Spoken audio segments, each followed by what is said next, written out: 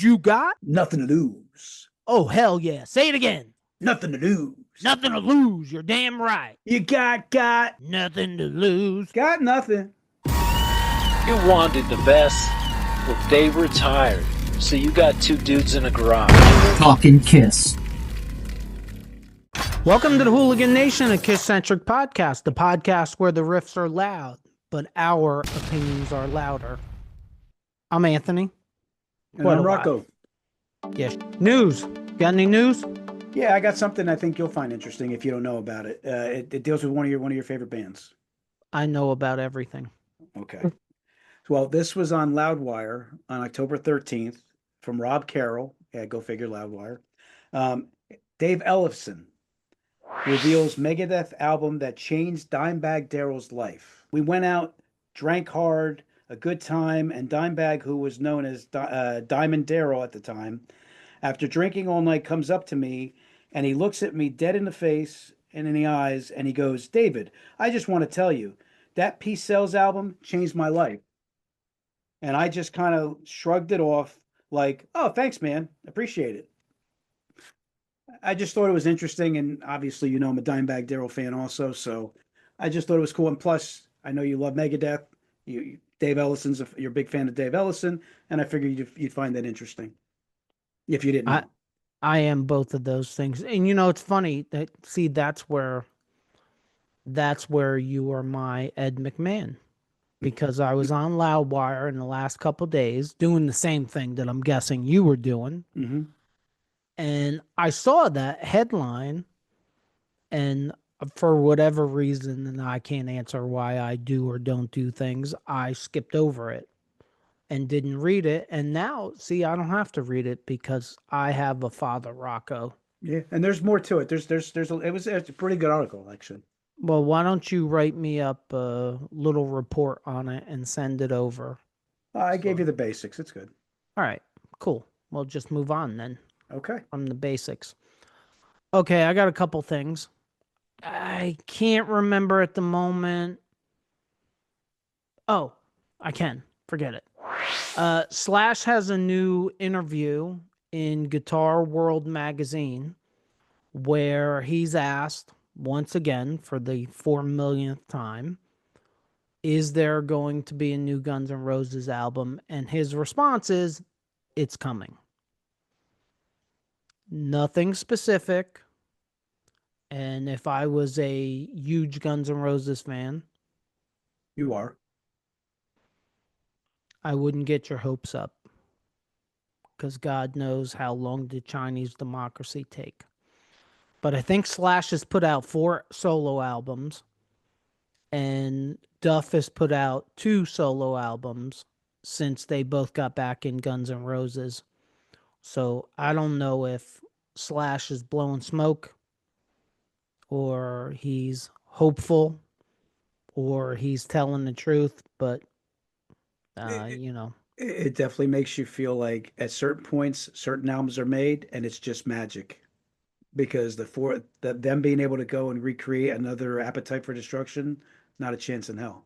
No, I'm just saying because they are so temperamental and so much. It's amazing how they were able to just be together enough to make that incredible album. It is very funny to me how fans are, and by fans I mean us. Mm-hmm. I mean I include us. But I want a new Guns N' Roses album in the worst way. And I honestly can't tell you why. Because I know what I'm going to do, and I know what the majority of the other Guns N' Roses fans are going to do, and they're going to judge that against Appetite and say, this is terrible. I don't want to hear this live. I that. I mean, I've spoken about this before. The last time I saw Metallica for the 72 Seasons tour, I am a huge fan and was very, very, very pleasantly surprised with 72 Seasons. But I'm standing in Giant Stadium with 85,000 other Metallica fans. And I watched probably 30,000 of those people when a 72 season song come on decide, oh, this is my time to go to the bathroom. This is my time to go to get a beer. This is my time to go get a hot dog. But we want it. We want it until we get it. And then we want to negatively judge the shit out of it. Right. Look, we just, we talked about this on the Wednesday bonus episode. We're going to do that with Peter Criss. There's a now, if Peter Criss puts out a very good hard rock album, we will not do that. And because there's so little of very good Peter Criss solo music. But when it comes to a band like Guns N' Roses, we're beating the drum. We want this. We want this. And you got to wonder to yourself, does the band say, why the hell should we do this? We ain't going to make no money off of it. And all the fans are going to talk shit about it after we put it out. Guns N' Roses is a very interesting subject because they come out with a legendary album and basically shake the rock world and turn the rock world on its head. And then you get everybody hooked and you can't wait for the next thing to come out. And Axl gets eccentric and they make it like all like different and weird. And like, I mean, you know what I mean? Like they completely went away from how beautiful that album was. Unlike you, I like Use Your Illusion.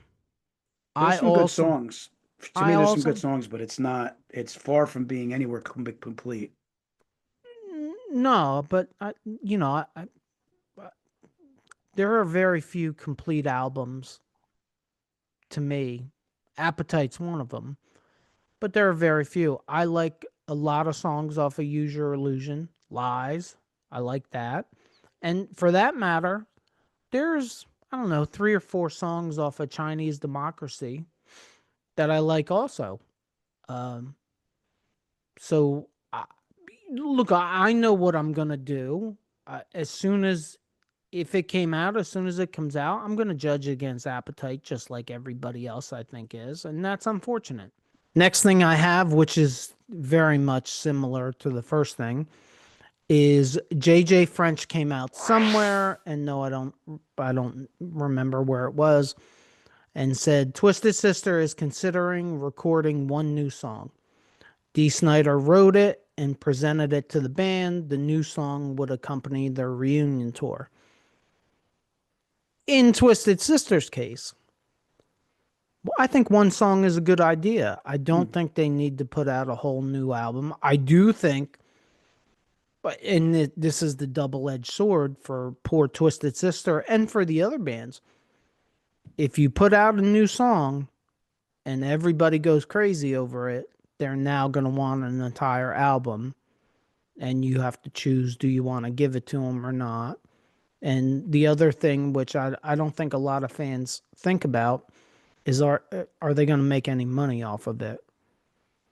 Like, right. I mean, you got to realize too, like our music, it hit its peak, and it's a different world now. So in a way, Twisted Sister would be making that new song for, not the pop culture right now. So like, I don't know, the investment would be worth it. I have a great idea. A great idea. And you're the antithesis of this idea.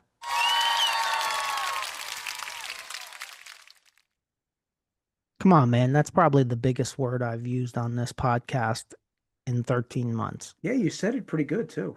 Right? Yeah, I did. That was pretty good. That's why I was kind of like pausing for a minute there. I'm like, he actually rolled the tongue. He got that whole thing out. Yeah, I did. One take. One take, no editing. I'm good. No editing on that. It's pretty good. There was a point to that, though. There was. You don't remember, though. Do you want to know my idea? Sure. Maybe Twisted Sister should join up with Bad Bunny and come out with a Super Bowl song. Twisted Sister and Bad Bunny. Oh, God. God. Wouldn't that be great? Dee Snider with Bad Bunny hopping around the stage.